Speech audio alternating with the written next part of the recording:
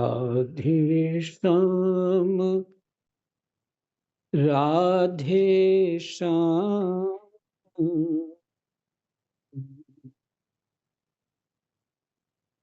जय जय राधे श्याम जय जय राधे श्याम। श्री गणेशाय नमः। श्री सीतारामाभ्यां नमः। श्री हनुमते नमः। श्री उमापते नमः। श्री गुरुवे नमः। सब संतन की जय जय। जय जय सीताराम। राधे श्याम।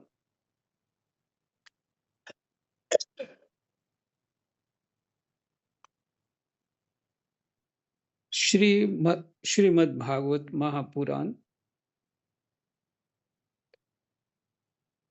तृतीय स्कंद 15वां अध्याय श्लोक संख्या 23 का ही पाठ करते हैं। ठीक। जो लोग भगवान की पाप हारिणी लीला कथाओं को छोड़कर बुद्धि को नष्ट करने वाली अर्थ काम संबंधी अन्य निंदित कथाएं सुनते हैं, वे उस वैकुंठ लोक में नहीं जा सकते।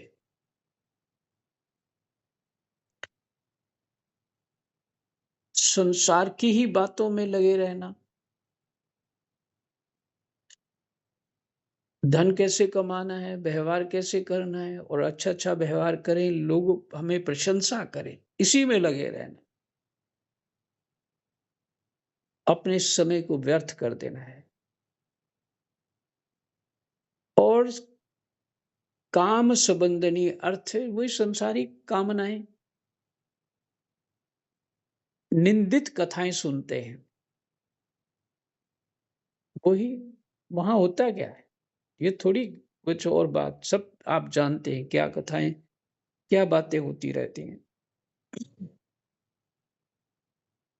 वे उस वैकुंठ लोक में नहीं जा सकते।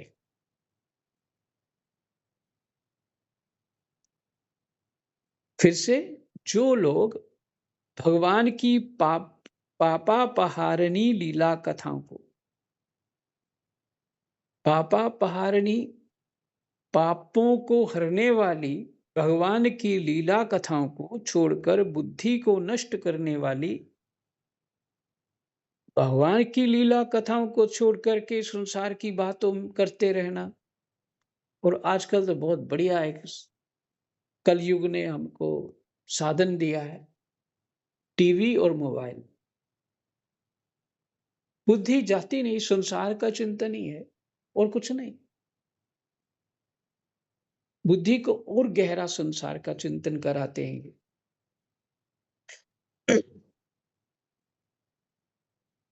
बहुत साल पहले वृंदावन में मुझे एक टीवी दे गए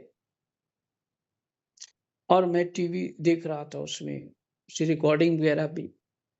वो टीवी कैसे आया कि मुरारी बापू जी की कथा गुड़गांव में हो रही थी, बहुत पुरानी बात है। तो रिकॉर्डिंग करते थे और फिर बाद में सुनते थे। और आज भी वो टीवी वहीं पड़ा हुआ है, रिकॉर्डिंग भी उसके अंदर ही है। और सालों से उसको खोला भी नहीं। तो क्या है,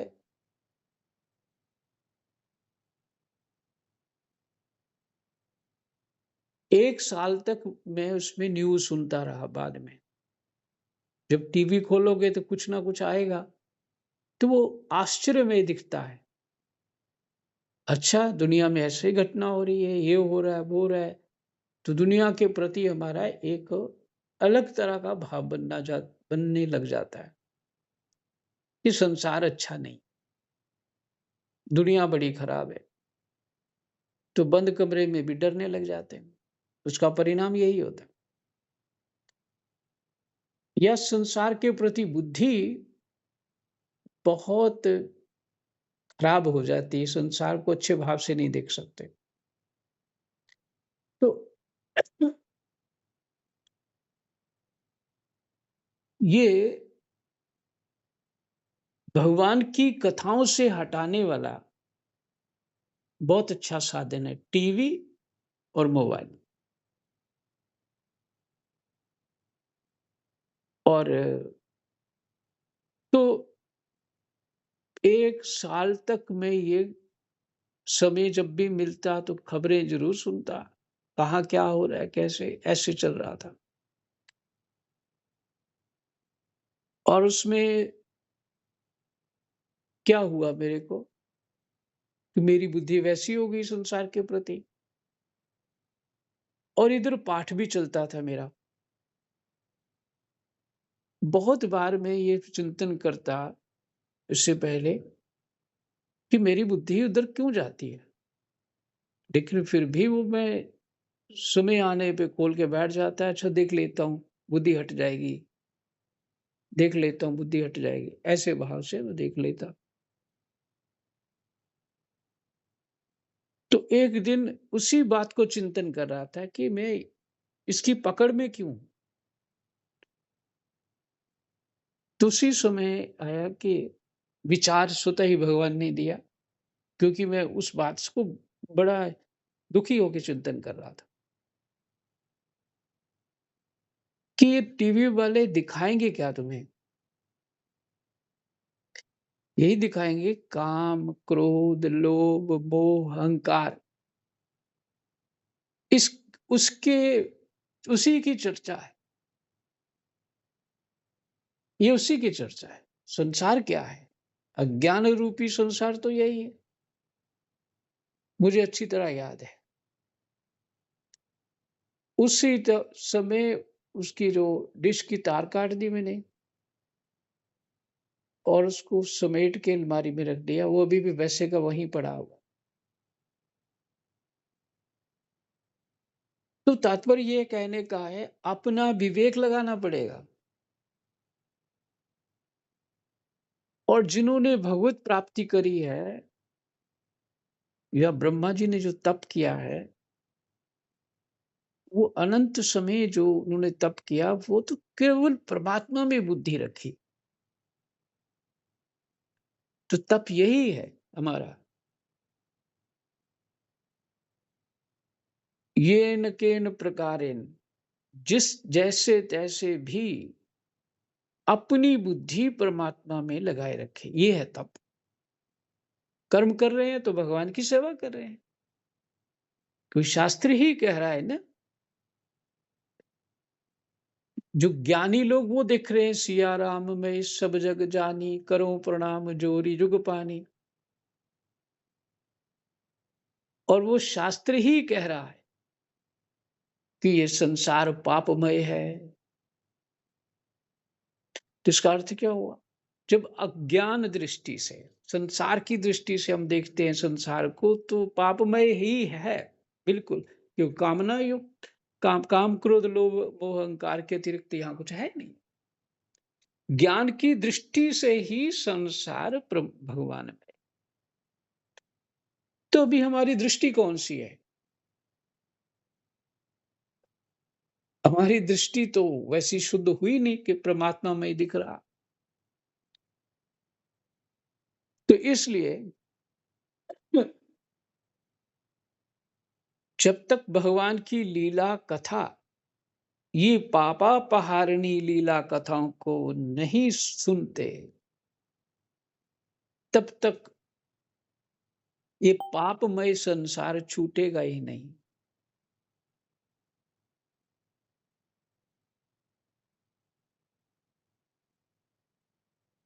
वे उस वैकुंठ लोक में नहीं जा सकते, ऐसे लोग जो संसार की चर्चा में लगे रहते हैं। अभी जो सुंदर, बहुत सुंदर वर्णन हुआ इसमें वैकुंठ लोक का, उसमें नहीं जा सकते, क्योंकि उस संसार में मन लग गया उनका, तो संसार में ही पचते रहेंगे, संसार में ही मरते रहेंगे बार बार, क्योंकि मन जहां लगा वहीं जन्म होने वाला है।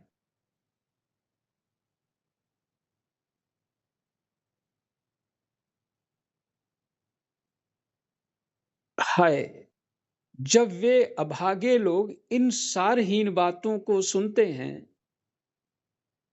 तब ये उनके पुण्यों को नष्ट कर उन्हें आश्रयहीन घोर नरकों में डाल देती हैं। संसार की बातें, कथाएं यही घोर नरकों में डाल देती। जब मन और बुद्धि बिगड़ जाएगा तो नर्क क्या है? दुखी रहना। और क्या होता है नर्क? नर्क में वहां कोई सुख थोड़ी मिलता है, दुखी रहना। आह, इस मनुष्य योनि की बड़ी महिमा है। हम देवता लोग भी इसकी चाह करते हैं। देवता भी चाहते हैं कि हम मनुष्य बने। इसी में तत्व ज्ञान और धर्म की प्राप्ति हो सकती है। इसे पाकर भी जो लोग भगवान की आराधना नहीं करते, वे वास्तव में उनकी सर्वत्र फैली हुई माया से ही मोहित हैं। इसलिए गोस्वामी जी कह रहे हैं, मन पछितई हैं अवसर बीते। अभी तो तुम सुन समझ सकते हो ठीक से, प्रयास कर सकते हो समझने का, और जब शरीर ही बिगड़ गया, मन ही बिगड़ गया, बुद्धि बिगड़ गई, कुछ कर ही नहीं पा रहे हैं, तो फिर क्या क्या होगा? वो अवसर बीत गया।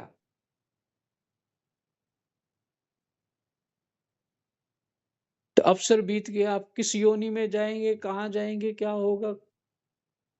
भगवान की कृपा होगी कि नहीं होगी?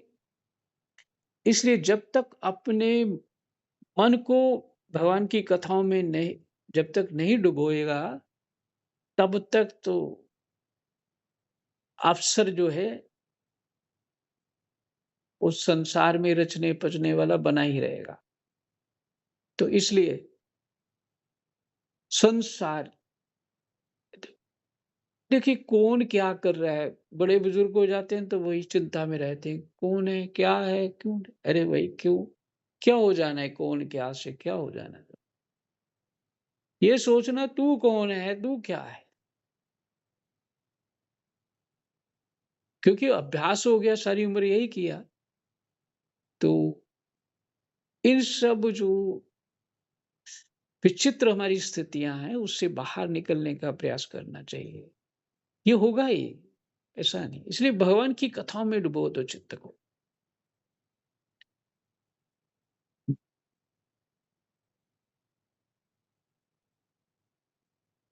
तो देवता लोग भी मनुष्य बनना चाहते, ताकि भजन तप करें, तत्व ज्ञान अपने स्वरूप का पता करें।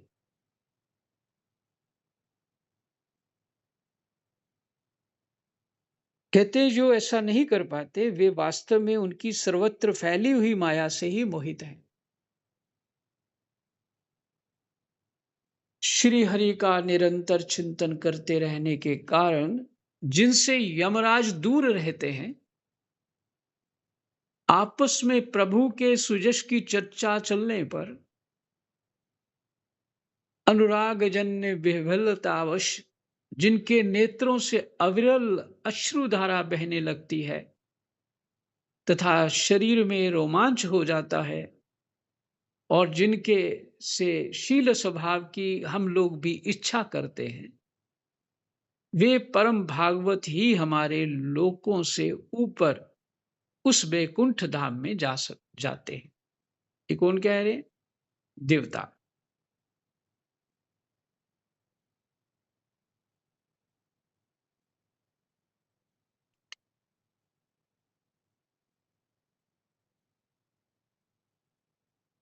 कौन सुना रहे हैं? ये सुना कौन रहा?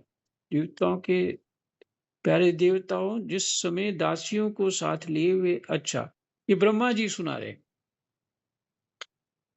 बाबा इस बात को ऐसे कहते थे कि भक्त जो है, भगवान का प्रिय भक्त, ज्ञानी भक्त, वो काल के सिर पर पैर रख के बैकुंठ चला जाता है, और देवता ब्रह्मा आदि भी पछताते रहते हैं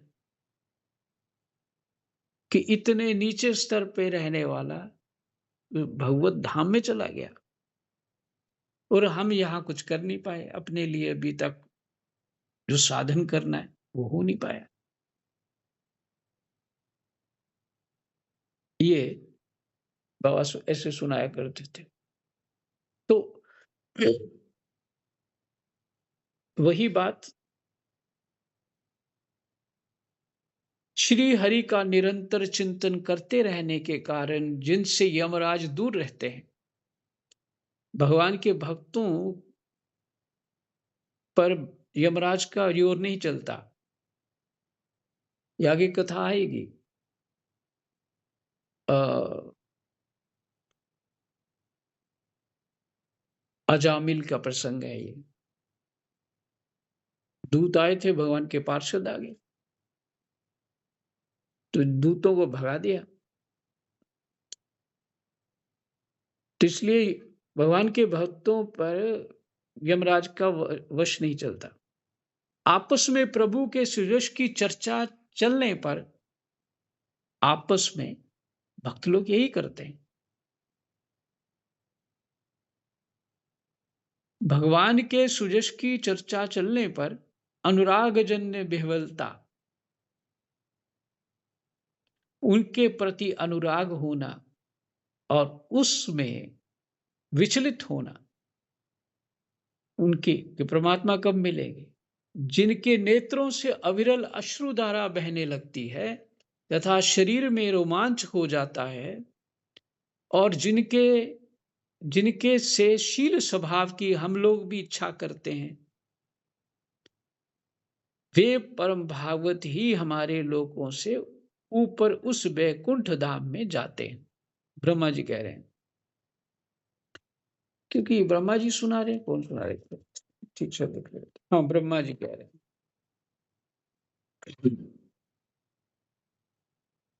जिस समय सनकादि मुनि विश्व गुरु श्री हरि के निवास स्थान संपूर्ण लोकों के वंदनीय और श्रेष्ठ देवताओं के विचित्र विमानों से विभूषित उस परम दिव्य और अद्भुत वैकुंठ धाम में अपने योग बल से पहुंचे, तब उन्हें बड़ा ही आनंद हुआ। जिस समय सनकादि मुनीश्वर विश्व गुरु श्री हरि के निवास स्थान, सनकादि वहां गए, संपूर्ण लोकों के वंदनीय और श्रेष्ठ देवताओं के विचित्र विमानों से विभूषित उस परम दिव्य और अद्भुत वैकुंठ धाम में अपने योग बल से पहुंचे, तब उन्हें बड़ा ही आनंद हुआ। सनकादि ऋषियों को यही पाठ, समय ज्यादा हो गया। कृष्णाय वासुदेवाय हरे परमात्मने प्रणतः क्लेशनाशाय